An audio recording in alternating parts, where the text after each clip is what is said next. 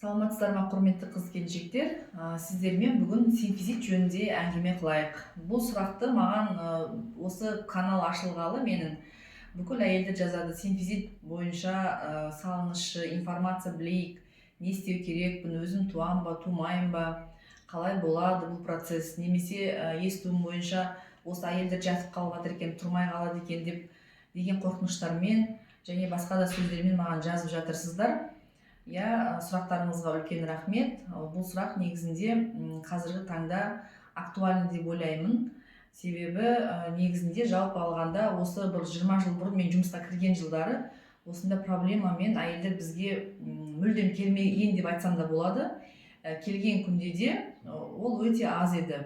Қазіргі таңда приемға күніге бір әйел міндетті түрде келеді. Немесе біреу, немесе екеу, жоқ дегенде бір әйел міндетті түрде келіп жатады. Жалпы симфизит дегеніміз ол мына екі жамбас сүйегінің бір-біріне келіп орналасқан жері симфиз деп аталады, немесе лонное сочленение.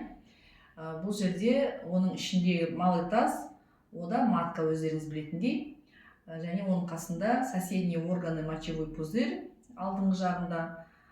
Яғни бұл жүктілік өскен сайын әйелдерде 30 аптадан бастап обычно пайда бола бастайды, ауырсыну жаймен деп мазалай бастайды.